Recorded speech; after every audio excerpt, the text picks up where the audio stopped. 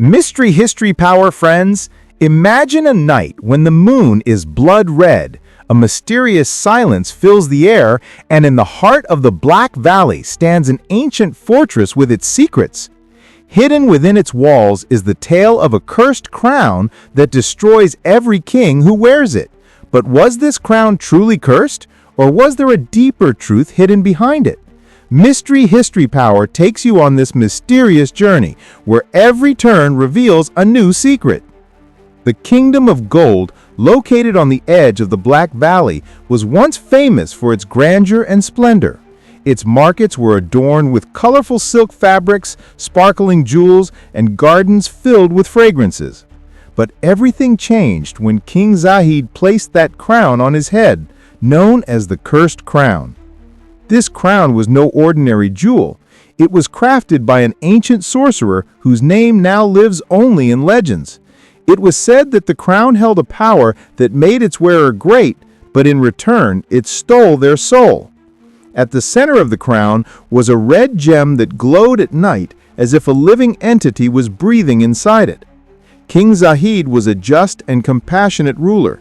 He had done much for his people: free grain for the poor, hospitals for the sick, and schools for the children. But when he wore the crown, a strange gleam appeared in his eyes. He wandered the dark rooms of the palace at night, whispering to himself, and stayed away from his subjects during the day. "This crown, it speaks to me," Zahid said one night to his most loyal advisor, Hamid. "Your Majesty, it's just your imagination," Hamid replied, but fear was hidden in his tone. But it wasn't imagination. The crown truly spoke to Zahid. In the dead of night, when the world was asleep, the crown whispered in his ears, "You can become great. Your empire can stretch to the seas. But for that, you must make a sacrifice." Zahid ignored the whispers at first, but gradually he fell under its spell. He strengthened his army, launched attacks on neighboring countries, and spilled rivers of blood. His people, who once loved him, now feared him. One day, Zahid's daughter, Princess Aimen, pleaded with her father. "Father, this crown is changing you. Remove it, or a kingdom will be destroyed." But Zahid didn't listen. There was no humanity left in his eyes. He had become a slave to the crown. A few months later, Zahid was killed in a battle. But with his death, the crown disappeared.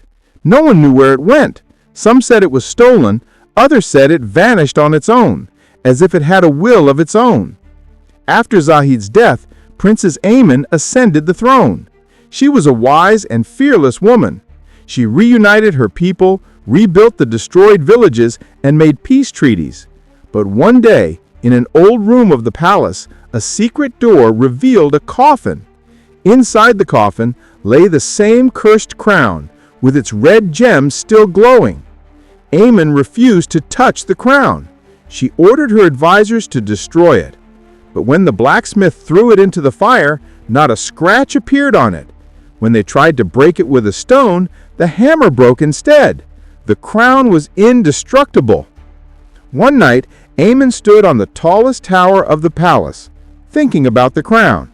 She decided to throw it into the deep caves of the Black Valley, where no one could find it again. But as she stepped forward to pick it up, she heard its whisper, "Aimen, you can't escape it. Your destiny is tied to this crown." Aimen covered her ears, but the voice echoed in her mind.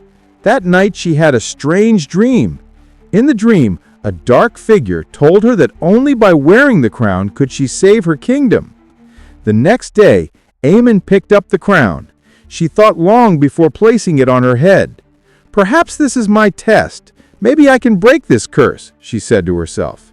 As soon as she wore it, she felt immense power. Her mind became clear, her decisions sharp, and her people bowed before her greatness. But this power was temporary. A few days later, Aimen began to change. She started getting angry at her advisors without reason. She imprisoned her closest friends, thinking they were conspiring against her. Fear spread among her people. Aimen's most loyal friend, Zuleka, who was a sorceress, decided to uncover the secret of the curse. she went to the ancient ruins of the Black Valley where the stories of the crown's creator were buried. There, she found an old scroll covered in dust. The scroll stated that the crown was made by a sorcerer named Azazel. Azazel had imprisoned a part of his soul in the crown to live forever, but in return, the crown devoured the soul of whoever wore it. The only way to destroy the crown was to wash it with the blood of the same sorcerer who created it. But Azazel had died centuries ago. Zuleika thought there might be another way. She created a magical mirror that could show the past. In the mirror, she saw that before his death, Azazel had transferred his power to a family. That family was still alive somewhere in the Black Valley. Zuleika found the family.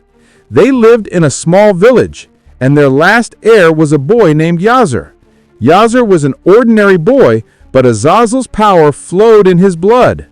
Zuleika told Yazer everything. At first, Yazer was terrified, but when he learned that Aimen's life was in danger, he decided to help. He returned to the palace with Zuleika. When Zuleika and Yazer reached the palace, Aimen was completely under the crown's spell. Her eyes had turned red, and her face was terrifying. As soon as she saw Zuleika and Yazer, she attacked. "You can't take my crown from me!" Aimen screamed.